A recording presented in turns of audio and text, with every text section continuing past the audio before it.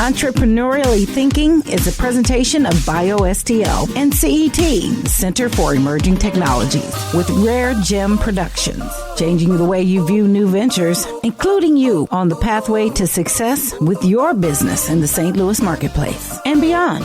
Here's your hosts, Cheryl and Christy. Now let's get thinking entrepreneurially.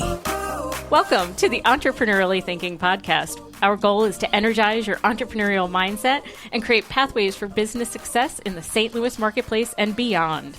I'm Christy Maxfield, Director of Entrepreneur Development Services at the Center for Emerging Technologies. And I'm Cheryl Watkins-Moore, Director of Bioscience and Entrepreneurial Inclusion for BioSTL. Hey, Christy, we are back at it again. Hello, hello.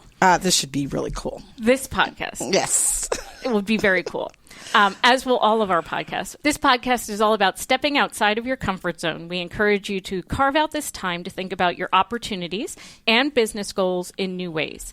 We want to peel back away any limitations that you might have about small business, working for yourself, being entrepreneurial right where you are. You can stay connected to the Entrepreneurially Thinking community on all of your favorite streaming platforms. Find us on Facebook, Twitter, LinkedIn, or visit our website at entrepreneuriallythinking.com. Follow the hashtag ETHINKSTL. That's a lot. I know. Well, we're happy that you guys are finding us. And today we are so excited about our guest today in our new session. So today we're bringing you an organization that really meets entrepreneurs where they are. You may have seen them up in North City or in various areas around St. Louis, talking with folks interested in entrepreneurship that may only just have a spark of an idea, or they have a full desire to bring their entrepreneurial vision to life. If you're getting started along the path of small business ownership, you need to stay tuned today and hear about what the BALSA Foundation offers and how they've helped other early stage entrepreneurs. It's exciting. Yes. We'll be speaking with Matthew Wyczalkowski, Executive Director of the BALSA Foundation, and Arriel Biggs, founder of Young Biz Kids, an organization that was a BALSA Foundation grant finalist last summer. As a finalist, Arriel's organization received free cash grant, in-kind professional services, business workshops, and one-on-one mentoring. You guys, this is a fantastic award that can mean so much to early stage entrepreneurs. Not only do you get cash, but you get resources that helps you bring your vision to life. We'll be right back to chat with Matt and Arriel and learn more about BALSA Foundation and the impact it's had with Young Biz Kids. Now here's Make It Happen with Keith Sales Pro. Have you ever wondered why you keep getting passed over for job promotions or management opportunities? Here are 5 tips to management. Number 1, your attitude. Your attitude will determine your altitude and how far up you will go. Number 2, your work ethic. Are you willing to work 12, 14-hour days, nights, weekends, and holidays? Number 3, your teamwork skills. Do you get along with your coworkers, management, and customers? Number 4, your leadership skills. Do you possess the ability to get people excited about an idea or plan? Can you start a project and see it through? And last, number 5, your education level. I believe the more you learn, the more you earn. Be a life learner. Today, remember, it can happen. It will happen. And together, we will make it happen. Follow Keith Sales Pro on Facebook or Twitter at Keith Sales Pro, or visit his website at keithsalespro.com. It can happen. It will happen. And together, we will make it happen. I'm Arriel Biggs, and I'm from Young Biz Kids. And entrepreneurial thinking to me is being able to follow your passion and feeling that if you fall, you'll be able to get back and continue to move forward. Matt and Arriel, thank you so much for making time to talk with us. As Cheryl has said, we're really big fans of the BALSA Foundation and by extension, all of the entrepreneurs and organizations they've been able to support. When I joined the ecosystem back in June of 2015, I think BALSA was just getting its sea legs, and we've kind of grown up together, I feel like. So as I've hit my stride here at CET and as Square One has really blossomed, I've watched the BALSA Foundation really just come into its own with the entrepreneur support that they provide, the idea support, as well as the grants that they make and the programs that they put on and the outreach that they do. And frankly, we would not have as robust a pipeline for the Square One program if it wasn't for BALSA and all the work they're doing in the community as well. And they came out of another organization, which I think is pretty interesting to talk about. But what's really funny is I always give credence to you guys. You all are on the street talking to people, going out to those gas stations and, stores, talking to different folks. So, hey, I think what you're doing, phenomenal work. Absolutely. So we're going to let Matt and Arriel tell you about it. So we'll stop talking for just a moment and let them introduce themselves. We're going to start with Matt. Matt, if you could just tell us a little bit about yourself as well as the BALSA Foundation, that would be great. Sure. Great. Well, first of all, thank you, Christy. Thank you, Cheryl, for this opportunity. This is very exciting to be here talking to you about the BALSA Foundation. We're happy to have you here. Yeah. So I've been the executive director of the BALSA Foundation for about a year and a half, and it's been like drinking from a fire hose. It is. I'm learning something different every day. It's an exciting opportunity, and it's really exciting to be here and just to be part of seeing the St. Louis entrepreneurial community develop and really feeling like you can make a real difference in people's lives. So that's what the BALSA Foundation does. Now, for me, myself, I'm actually I'm not an entrepreneur myself by background. I'm a scientist. I'm a staff scientist at WashU. I did once start a business with a friend of mine. That counts. Yes. It does count. Totally counts. So I do have a bit of an entrepreneurial background. But the one thing that I realized is that starting a business, there's more than just having a good idea to start a business. Oh, yes. You really need to have people around you that can help you out, people that can really provide mentorship, people that can provide direction. It's more than just an idea. It's a whole ecosystem of people that you can work with. The other thing about me is that I was born in Poland. I just mentioned this to Cheryl before. Yes. And I came here to this country now. I was 7 years old. And one of the things that I realized also with that experience is just being in a new environment and really relying on a community of people to sort of go forward. My whole family, we got here was a new experience for us. Did you all come to St. Louis initially, or where? No, we did not. No, we ccame to we landed in Pennsylvania shortly after we came here. As political refugees from Poland. Okay. Yeah, so it was, a real experience. Kind of, I think it makes me comfortable with all sorts of environments because, it's a mix of everything. And, and it's easy to get involved in new cultures and stuff. That's that mindset we often talk about, that even if you're not, what some might define as an entrepreneur, meaning you haven't left your job and started something on your own, having that mindset of being able to adapt and be nimble Flexible. and agile and all of that. Yes. It's one of the things we like to remind folks of. So I'm really glad you touched on that. Yeah, absolutely. And so I think that being in the BALSA Foundation and being the executive director, sort of making a transition from more of a kind of science, strictly science perspective to really working with people in the community and meeting them where they are. That really did require a lot of flexibility on my end as well and learning a lot of different things.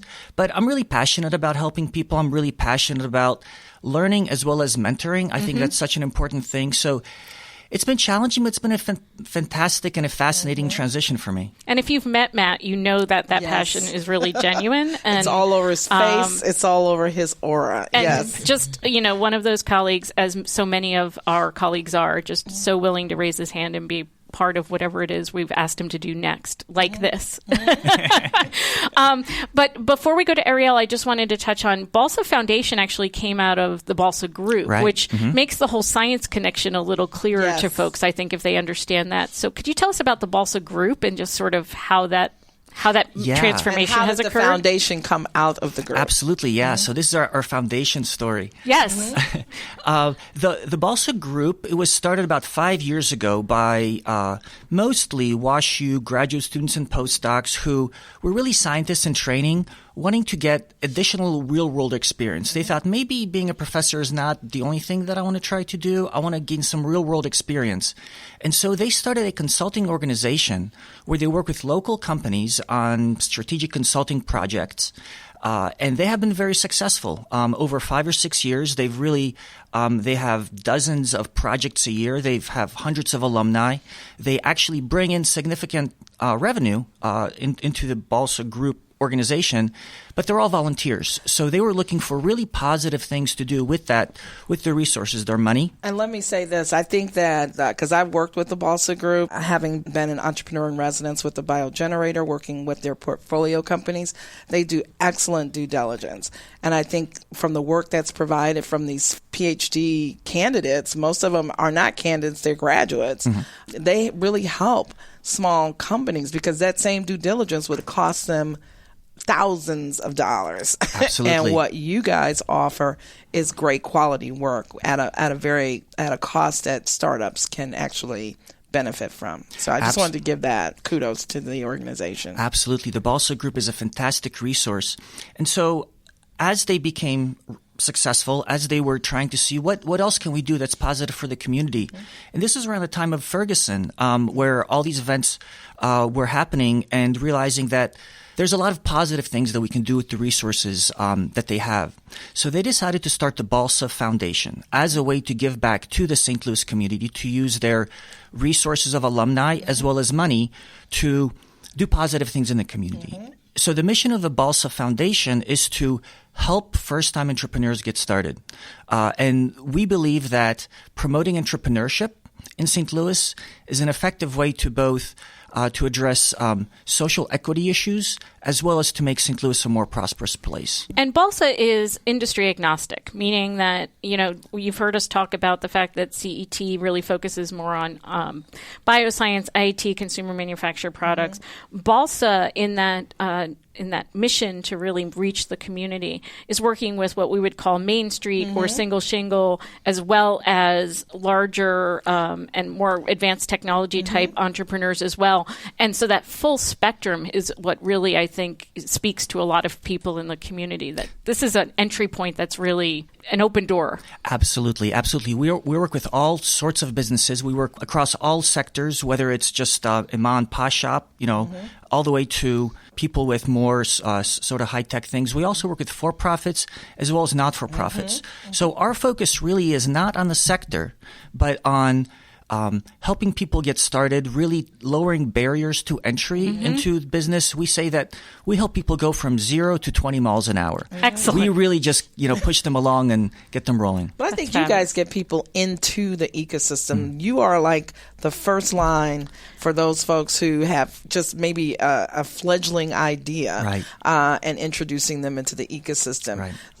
And it's the difference between doing entrepreneur support versus venture support. Mm-hmm. Now, venture support's really important, but BALSA and CET happen to play in that space where we want whatever venture you're working on to be successful, but if through the business model validation process that's not possible, mm-hmm. we want you, more importantly, to just keep pursuing those kinds yes. of ideas and have the network, the resources, mm-hmm. the acumen to do those better. I also just love, and we will get Arriel in here, I promise, but I really love the idea of PhD candidates and postdocs recognizing that there are other opportunities in mm-hmm. the whether it's industry mm-hmm. or entrepreneurship, because sometimes we, in any industry that we are in, tend to get a narrow view of what our opportunities are. So the BALSA mm-hmm. Foundation, as an outgrowth of the BALSA Group, where it was about stepping outside their comfort zone, mm-hmm. stretching their capabilities, seeing what else is possible, and doing great work while we go. Mm-hmm. On that note, Arriel, you have been the beneficiary of all yes. of this wonderful stuff, yes. and we are thrilled to have you with us. Can you tell us a little bit about you and your venture? Okay, well, I'm Arriel, and I started Young Biz Kids in 2015.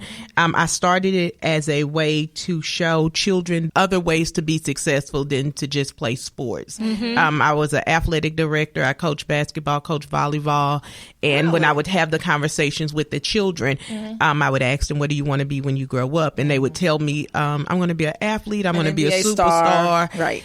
Yes, so mm-hmm. that kind of didn't sit right with me. So mm-hmm. I sat down and talked with my son, because my son was one, he wanted to be a football player, but he had never played football before in his life. But he was going to be a professional football player. Right. But right. Talking to him, I said, well, what do you really want to do? He said, well, I really want a lemonade stand. So I allowed him to do a lemonade stand. He made a whole lot of money with a lemonade stand. So then I asked him, what do you want to do next? He said he wanted a vending machine business. So I got him a vending machine. We got him 2 vending machines. How old was he? He's not, well, at the time he was 7. No, 7? 8. He was 8 because he's 9 Well, now. 8 makes total sense. 7's really young, but by 8 you should definitely have your second All my venture. kid knows to do is ask me to get money to put in the dang vending Well, machine. clearly he Yours needs at to least hang is- out with Arriel's son. Exactly.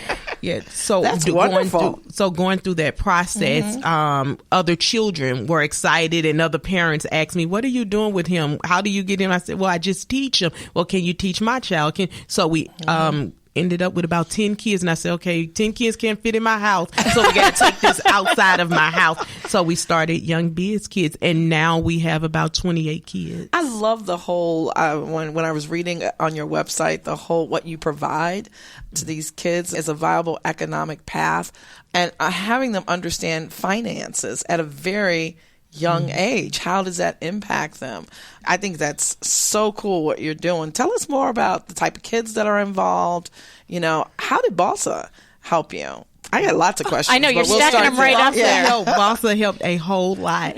I spent a lot of money out of my pocket to get it rolling and starting, and we needed to file for our 501c3, which cost like $400 and something, but I still needed to provide snacks and things for the kids, so we kept running the program on our own resources.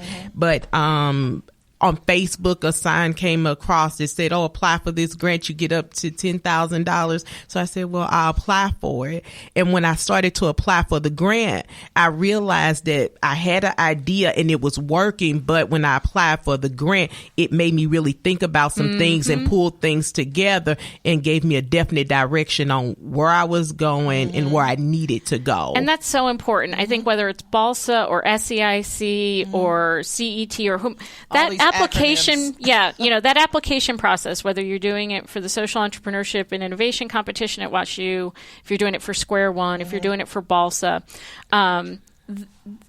those folks who think they're going to jump right into Arch grants and beyond, really, you need to start with fleshing out your idea. And you are the typical entrepreneur. You had the idea and you did it. You're already working. Right? You're working it. You're living it. You're working it. What I think is real important is that even when you're working it and it's working, going back and doing that due diligence about what am I doing, who am I doing it for, who's going to buy it, who's going to pay for it, that's the big thing, which can be different, all of that kind of stuff. So that really was an outcome for you. Yeah, it helped me a whole lot with the idea and what direction I was going in, because I said, okay, we have all of these different ideas, but what makes the most sense now, and gradually go on. So staging it, staging what you're doing. So how did BALSA help you think through your plan? How did they assist you with maybe the application process? Because I know the BALSA also will assist folks through the application process. So you tell us your story with BALSA. I'm stopping talking. She says. Well, okay. Well, I applied for the grant, and it put all of my ideas together, and it's a waiting process, and you're on pins and needles to see if you were accepted or not, because you don't know. But at that time, it allowed me to pull more things together, say, okay, I'm going to focus on this. And I kept going back to my grant application, because I copied and pasted from Word, because also you have to get your idea in a certain amount of words.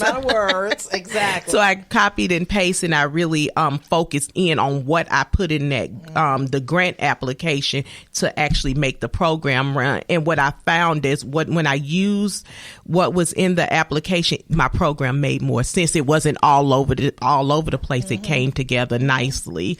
So after that, I had a big fear of public speaking. So it doesn't sound like it. So after I won the grant, we had to do a pitch practice and learn to talk in front of people. And it was like, the room is only going to have about 150 people in front. I'm like, that's an easy stepping stone. I mean, you've got an 8-year-old with 2, 3, 4 ventures, a room of 150. No problem, Mom. That's what I bet he said. No problem, Mom. So that was really scary for me. But at going through the process and taking the classes that BALSA offered, because on top of offering the cash grant, they also offer other support, and that I did the pitch class. They also offered classes on legal services, also classes fundraising. They taught us how to go network at Venture Cafe. Good. So all Very of those good. things help with bringing the business together, because if nobody knows about your business, are you really in business? As I say, if you're not networking, you're not working, darling. Right. Yep. So one thing I know we're going to break, but I just wanted to say, Arriel is a 2016 summer winner of this program, so a very recent winner. So I know Christy is throwing us to break, but I wanted to make sure we got that in there. So Thank you so much, and we'll be right back. Meet the ambassadors. When I interact with somebody, I can think of it beyond just like, oh, this person is exhausting me, or this person is making me uncomfortable, or what is going on with this person, to having more compassion as I'm interacting with them. And I think that it's so important that as long as you're interacting with people, this information is going to be very valuable. If you're interested in being a part of Alive and Well STL and helping continue the conversation, please take 5. Log on to aliveandwellstl.com. My name is Matt Wyczalkowski, and I'm from the BALSA Foundation. Entrepreneurial thinking to me is really the St. Louis entrepreneurial community coming together and helping people really lift all of ourselves up in an entrepreneurial way. So with all that support you've received, that clarity that process gave you, what does Young Biz Kids look like today? Okay. Well, we meet once a month for 12 months, and we offer networking. We offer market planning with the children. And then we also offer a marketplace where they can have a hands-on experience in running a business. So you're helping them define and build a business? Yes, we give them the foundation. So we give them the opportunity to have that entrepreneurial experience. So we explain it as we know where to take our children for sports. We know where to take them when they want to dance. We know where to take them where they want to sing. But where do we take those children who want to start a business? So you bring them to Young Biz Kids, and we give them that foundation that they can play around with, but also have a business where they're actually making pocket money. Wow. So are you helping them think through their plans, think through their financial? Yes. Oh, so they okay. do a business plan. They do a marketing plan. They do a project budget to make sure, and it's all basic and it's all simple, but just to show them those steps that this is what it takes to run a business. And even though it's play pretend for the kids, it can actually turn into something more real for them. So I feel like that we are laying the solid foundation for the kids. So when they are ready, 18, 19, to decide to become an entrepreneur, they already have some seeds that were planted. What are the age groups that you guys are serving? The children? Our youngest is 7 and our oldest is 16, but we go from 7 to 18, high school 18. And I need to connect you to Nifty, because they are a wonderful organization that teaches entrepreneurial skills to high school students.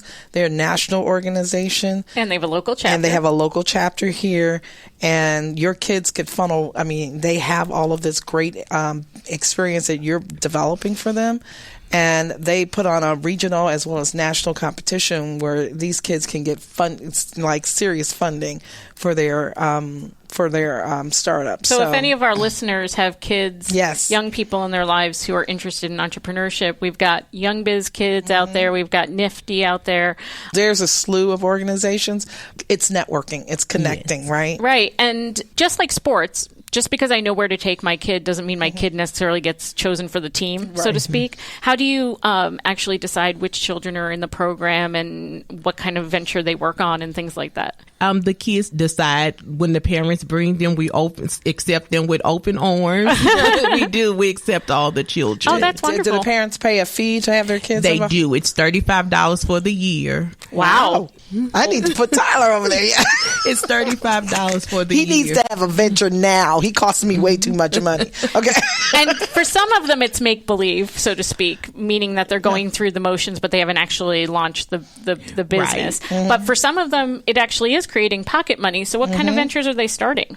Give us examples. Yeah. So, example, we have one called J Cool. One little boy, he's 11, and he has a business called J Cool Wallets, where he makes wallets out of Capri Sun packets. We have another little girl that's 12. Her name is Kiri, and she has a company called Kiri Bands, etc. And she makes headbands, earrings, and they're selling t-shirts. these things. Yeah, and they're right selling now. them. Wonderful. So they're and even if there's a child as part of the program who's not launching their venture right now, they get to watch their peers go through that activity as well. So and there's it'll a make lot them of learning. excited Yes. to launch. But then we have some kids that are in the program only for the financial education piece of the program. So really getting a handle on understanding what money is, how it works, the importance of savings, and I guess the importance of investing in yourself, whether that's in a venture or in your education, or putting a little money away for that rainy day. Creating wealth. And also money management, because when you make the money, what do you do with the money that you made? Amen. Yeah, I actually had a friend when I was a young woman. You are still a young woman. Thank you so much. That actually went to my mom, because my mom was the classic take the bank envelopes and write on them what you needed and then divide the money out. And that's how we saved as a family and how we learned. And I had a friend who didn't have that at home, so she came on over and she got her own envelopes, and Mom did the budget with her. So the fact that Arriel's doing that on a mass scale, as well as exploring what business opportunities might be there, that's awesome. I think it's really awesome, because a lot of our adults don't know how to do this, and you're taking this whole service that you're providing and providing for our children to get engaged. You can do sports, you can do dance, but this is something I think that's fundamental that all of our kids need to get engaged with. And kudos to you, Arriel, for putting this together and offering this to our region. Yes, we everything that we do is through the eye of an entrepreneur. So when we talk about journalism, what are the entrepreneurial parts of journalism? When we talk about STEM, what is the entrepreneurial side to STEM? Because STEM is in the schools, but do we know the entrepreneurial side? So we have the kids to take a look at everything that we do from the entrepreneurial side. With all these programs, you actually are doing a lot. And so talk to us a little bit about how your work with BALSA helped you narrow down to these programs. I'm assuming you probably have tons of other ideas of things you'd love to do, because that's every entrepreneur I've ever met. So what did that look like? Well, what BALSA did for us was to let us know we take one step at a time before you try to take out the whole elephant. Right. So we just go a little bit at a time. So what we really focus on now is the guide to entrepreneurship. So it allowed me to break what we do up into steps. So you have a stepping stone. You learn about what it takes to be an entrepreneur. What characteristics does an entrepreneur have? Do I need to develop those characteristics? And then you can go to the next step. After you've done that, you can start the business. And now that you started your business, how do you let people know about your business? Is your marketing okay? Are you networking with people? What does that look like? So it's building blocks. And these kids can take different classes or towards these building blocks, right? Yes. And we would like to go into the schools as an after school program to enhance, because we don't want to take away from the sport. We just want to give an alternative for the other children who say, what, sports are not for me. I can't sing. I can't dance. Right. But everybody needs to know how to manage money. But even kids who are in sports, because one of the biggest issues with many of our professional sports folks, they don't know how to manage money. Well, that whole what happens after you make it, right? Business, because it's their brand, right? And knowing how to manage that brand and their business. It starts early on. Yes, and we talk to the children about their brand, and you are your brand, and watch what you post on social media and how you carry yourself, because you are your brand, which builds up the confidence and self-esteem about who they are, because they know who they are through this. This is wonderful. I'm really excited. I am. And what I really like is just being able to tie back with the real world experiences you're having running your business, and then the practical sort of planning process that BALSA's experience kind of lays over that. And you had talked a little bit of, Arriel, about how the application process was a form of due diligence on your part. But Matt, I also know that there's idea support, and there's at least one, if not two, roadmaps out there right now for entrepreneurs. So how do those tie in as well? Yes. Right. So the mission of the BALSA Foundation, as I said, is to help first-time entrepreneurs get started. And we do that in three different ways. We have three different programs that we can do that. The first one is the Entrepreneur's Roadmap. And this is something that it's a free online guide for helping businesses get started. And this is really, it's aimed at somebody that has never started a business before, the very basics. We go through step by step of how somebody might form a pizza shop, and just doing market research, doing accounting, doing value proposition, doing Business fundraising. licenses that they have to get. Exactly. And what are the basic steps that you need in order to start a business? So it's a very practical guide, and it's something that a lot of our finalists just keep going back to as their business develops. And this is free. This is free. You can go on the website online. and download it, and we'll give you that website before we end our program. That's right. And well, everything that we do is free. We have actually two other versions of the roadmap. We have one that's developed with BioSTL. Yay! Which is focused much more on the pharmaceuticals and high tech. It has a lot of information about intellectual property. Something that's if somebody's trying to start a more kind of high tech or growth business.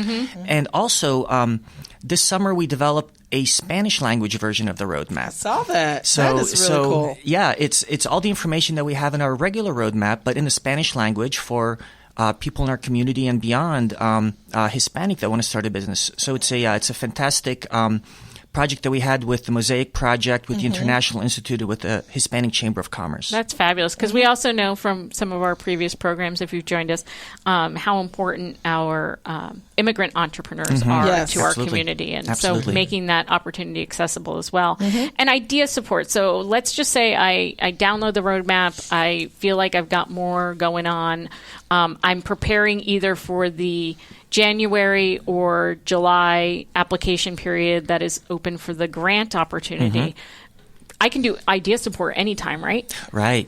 Idea support is another program that we have. This is our second program that it helps people improve their idea. It helps people develop their idea. You might have read the roadmap and you have, I think I want to start a business, but how do you get feedback without really committing, full time? So, the idea support it's an innovative program that we have where we really do take advantage of the network that we have, of people from the BALSA group and other business experts in the community, that if you're an entrepreneur, if you want to test your idea, your business idea, you write it out in a page or a page and a half, relatively simple format, again, low barriers to entry.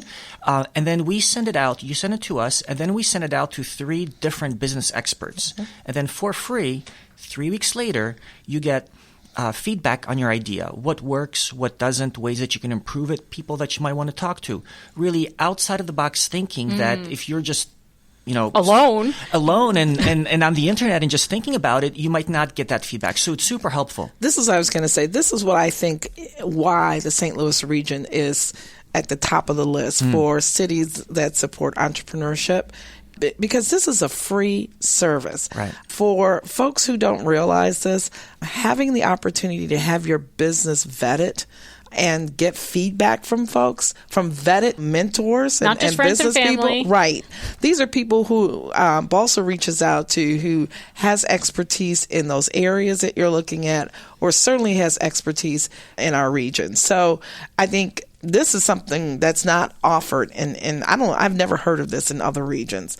This is what makes St. Louis so special. And if you guys don't do anything else, if you are interested in starting a business, go on the website. We'll talk to you about what the website is, because we want you to keep listening, and find idea support, because it's a great opportunity to get your business validated. Absolutely.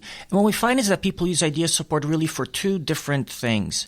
One is just to improve their business idea in order to say they want to start a business and they just want to do it on their own. And that's one reason why you might use business idea support.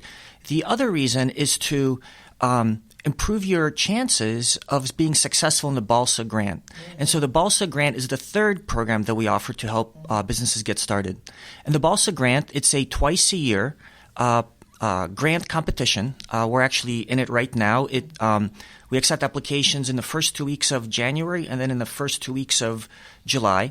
And then we have a review process. People apply. Very similar application to what is for idea support. So you can improve your idea with idea support. Apply to the BALSA grant. After a few weeks, we select 10 finalists. And then we have a great award ceremony that Arriel went through, and we do pitch practice with them to really get them ready. And then we award cash grants. Every round it's a little bit different depending on our fundraising, but we're looking at about $10,000 for 10 finalists, so it's about $1,000 apiece. And then in addition to that, all our finalists say that the money is great, but what's really valuable to them is the networking and the mentorship that they receive with this. So our finalists will get some number of hours, typically with an accounting firm, with a marketing firm, with a lawyer, and then we work with them. We have what we call the learning series, and this is something that it's growing and we're developing. Most recently, we had about 8 different sessions where we had lawyers come in, accountants come in. We had, as Arriel said, we had a networking session at Venture Cafe. So first we met ahead of time and they just went over the basics. Okay, how do you we actually made business cards on the spot for people that didn't have them. How do you, break into a conversation? How do you, tell your story quickly? How do you end conversations, which sometimes is a very useful skill to have. And then we went to Venture Cafe and actually put this into practice. So that's awesome, So we really work with people one-on-one to learn the very basics of starting a business. And then a lot of networking. And the other thing that we do is the finalists, they work together for these 8 classes, for instance, and they really develop a camaraderie and a friendship. And the class this round named themselves the Perfect 10 because there were 10 finalists. And so is this the Summer 16 group, Arriel? Yes, the Perfect 10. I love that because we often talk about finding your tribe, and that's so much a part of this as well, is that this would be fantastic even if BALSA was just doing this for 1 or 2, but the fact that there's a cohort base really does strengthen the ability. And I want to remind our listeners that this is your cue for also volunteer opportunities. So as a mentor or a subject matter expert, these are definitely things that I know BALSA would be looking for you to get involved in. And if you really want to jump in with both feet, there's a business manager role on the board of directors that would be a hugely influential and very meaningful way of giving back to the community. That actually just helps BALSA do the work of BALSA. Yes. And we know how important that is. So I just want you to think broadly, whether you've become intrigued for an opportunity for your child to be part of a program like Young Biz Kids and connect with Arriel.